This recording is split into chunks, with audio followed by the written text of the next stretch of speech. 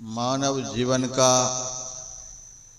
सबसे उत्तम कर्म करने हेतु यहाँ आए हुए सत्संग प्रेमी सज्जन वृंद, माताओं तथा बहनों, हमारे गुरुदेव कभी कभी इस प्रकार की सभा में कहा करते थे, जिस क्षेत्र के सिनेमा हॉल में सिनेमा देखने वालों की अपार भीड़ दिखलाई पड़े तो समझ लेना चाहिए कि उस क्षेत्र के लोगों का चारित्रिक पतन हो चुका है। जिस क्षेत्र के अदालतों में मुकदमेबाजों की अपार भीड़ दिखलाई पड़े तो समझ लेना चाहिए कि उस क्षेत्र के लोगों का नैतिक पतन हो चुका है। जिस क्षेत्र के चिकित्सालयों में रोगियों की अपार भीड़ दिखलाई पड़े तो समझ लेना चाहिए कि उस क्षेत्र के लोगों का शरीर स्वास्थ्य पतन हो चुका है। और सत्संग के नाम पर जिस क्षेत्र में इस प्रकार की अपार भीड़ प्रथम सत्र में ही दिखलाई पड़े तो यह निर्भ्रांत समझ लेना चाहिए उस क्षेत्र के लोगों का आध्यात्मिक उत्थान हो रहा है। एक बार मैं प्रचार कार्य के लिए बिहार आया, छपरा रेलवे स्टेशन पर उतरा। वहाँ के कुछ नवयुवकों ने मेरे से पूछा, महाराज आप यहाँ किस लिए आए हैं? मैंने कहा, साधु किस लिए आता है, तुमको इतनी भी अकल नहीं है। फिर भी महाराज आप बताओ। मैंने कहा, तुम यह बताओ, यहाँ की सरकार अभी कौन सा अभियान चला रखी है? उन नवयुवकों ने मेरे से कहा, यहाँ की सरकार अभी पोलियो उन्मूलन अभियान चला रखी है। मैंने कहा, तुम्हारी यहाँ की सरकार पोलियो उन्मूलन अभियान चला रखी है और हमारी सद्गुरु सरकार पूरे विश्व में, पूरे संसार में पाप निवारक अभियान चला रखी है, विकार शांति अभियान चला रखे हैं। यह सत्संग क्या है? पाप नाशक अभियान है, विकार नाशक अभियान है, अशांति उन्मूलन अभियान है। जहां सत्संग होता है वहां पाप रहने नहीं पाता।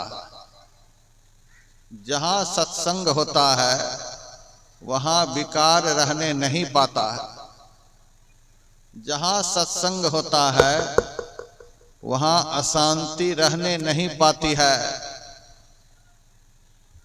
आज संसार के लोग क्या चाहते हैं? सुख चाहते हैं, शांति चाहते हैं, अपना कुशल चाहते हैं, आनंद चाहते हैं, यही तो सब चाहते हैं। इस सत्संग के करने से यही सब प्राप्त होता है, यह अन्यत्र कहीं प्राप्त नहीं हो सकता। लेकिन यह सत्संग सबके भाग्य में नहीं होता है।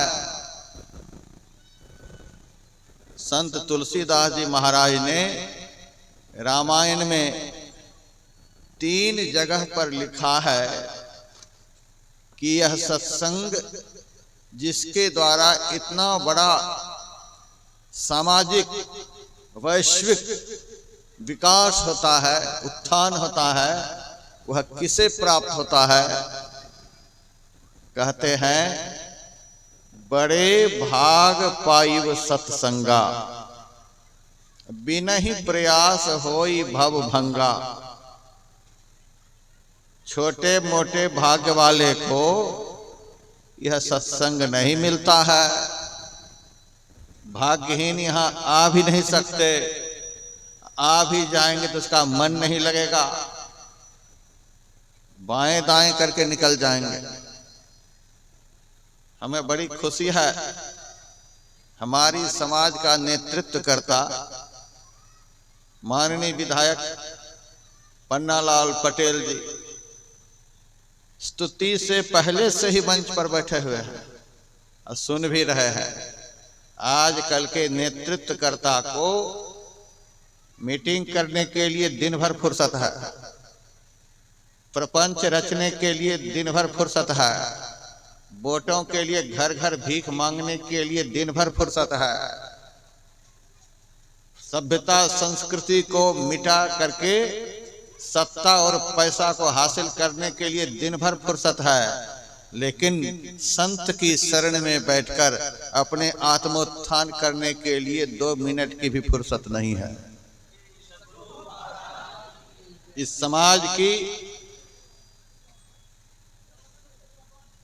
इस ग्राम की उन्नति का यही लक्षण है कि यहाँ के नेतृत्वकर्ता बड़े आध्यात्मिक हैं। क्या हो गया आवाज में?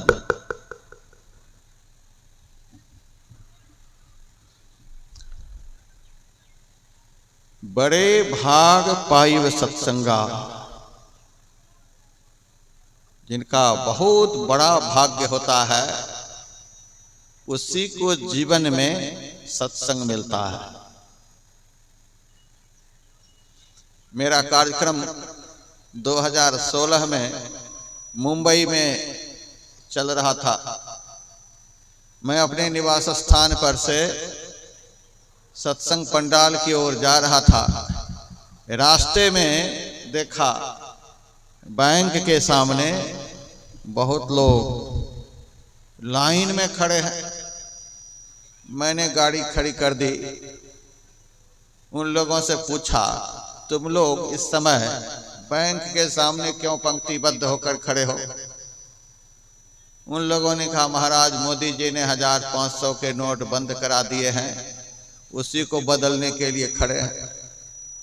मैंने कहा, बैंक खुलेगा 10 बजे, तुम 8 बजे से ही लाइन में लगे हो।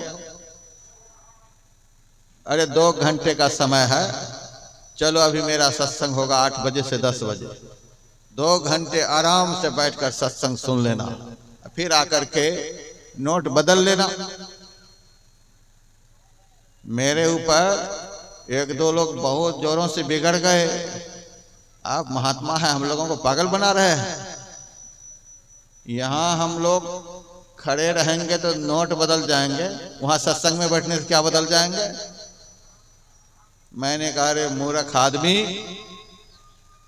यहाँ 2 घंटे खड़े रहोगे तो नोट बदल जाएंगे, और 2 घंटे सत्संग में बैठ जाओगे तो तुम्हारे जीवन बदल जाएंगे, तुम्हारा मन बदल जाएगा, विचार बदल जाएगा, स्वभाव बदल जाएगा, जीवन की दिशा और दशा बदल जाएगी। यही एक ऐसी जगह है जहां बैठने से आदमी का क्रमिक विकास शुरू हो जाता है, आदमी बदलना शुरू हो जाता है। मैंने एक आश्रम देहरादून में भी बनाया है। आश्रम के नीचे नदी बहती है। नदी के किनारे में शाम में टहलने के लिए जाता हूं। वहां 25-30 साल पहले पहाड़ के लोग बहुत शराब पीते थे। सुबह जाए काम करने के लिए शहर में, सामने शराब पीते हुए झुंड के झुंड अपने घरों के लिए आए, आपस में गाली गलौज करते हुए चले आ रहे हैं। अब हम अकेले सड़क पर, डर भी लगे कहीं ये लोग कुछ कहना बैठे, फिर भी हिम्मत जुटाकर चल रहे हैं। जब वे लोग सामने आए, मेरे सामने आते ही कहते राम राम महाराज, राम राम महाराज। तब हमको जान में जान आती। फिर मैं उन लोगों से कहता, अरे तुम लोग तो आपस में गाली गलौज करते हुए आ रहा था और मुझे देखते ही राम राम महाराज कहने लगा, इतना परिवर्तन कैसे हुआ? तब उन शराबियों ने कहा, महाराज आपके नशा के सामने मेरा नशा ही उतर जाता है। मैंने कहा, मैं नशा पीता हूं?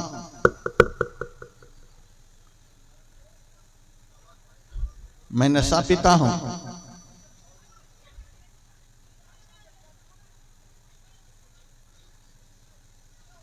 तब वे लोग कहते, महाराज हमसे भी अव्वल दर्जे के नशा आप पीते हो। आपका नशा चढ़ता है तो कभी उतरता ही नहीं है। मेरा नशा जब चढ़ता है 2-3 घंटे के बाद उतर जाता है। मीरा के शब्द में, लागी मोहे नाम खुमारी हो, निस्दिन बरसे मेहरा भीजे तन सारी हो। लागी मोहे राम खुमारी हो, भगवान के नाम की मस्ती जिसको आ जाती है वह मस्ती कभी उतरती ही नहीं। नाम खुमारी नान का चढ़ी रहे दिन रात वह मस्ती बनी रहती है। सहजोबाई कहती है, 8 पहर झूमत ही बीते, जार इतिहास सब भारा। 8 पहर भक्त झूमता रहता है। आग के कुंड में भी बिठा दिया जाता है तो भी भजन की मस्ती कभी कम नहीं होती है। सारा संसार का दुख उनके जीवन में आ जाए तो भी भक्त की मस्ती कभी कम नहीं होती है। लागी मोहे नाम खुमारी हो, महाराज आपके नशा के सामने मेरा नशा उतर जाता है।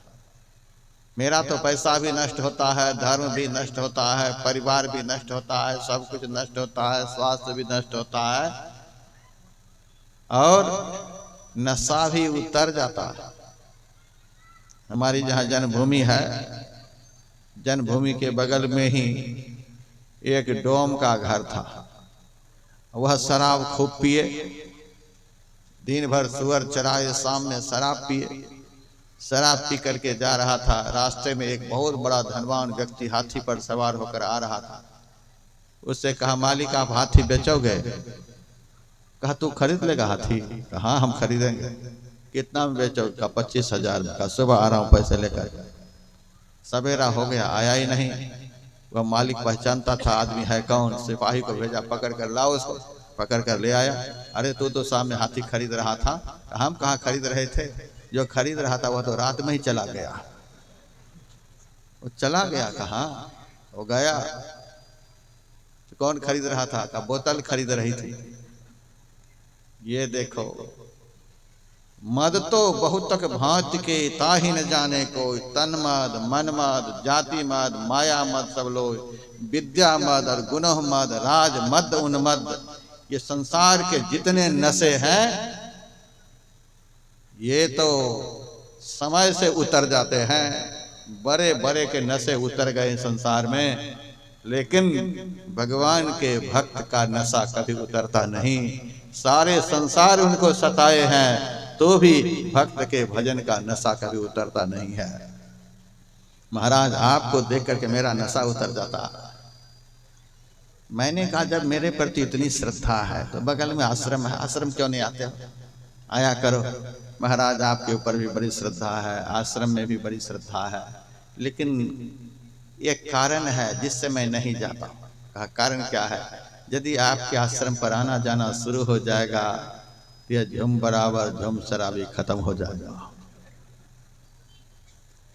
शराब खत्म हो जाएगी। दुनिया के किसी भी पापियों को किसी तीर्थ पर विश्वास नहीं है। उस तीर्थ में मैं जाऊंगा तो मेरा पाप छूट जाएगा। लेकिन संसार के सारे पापियों को यह विश्वास है, यदि संत की शरण में मैं चला गया तो जन्म जन्म का पाप मेरा भस्म हो जाएगा।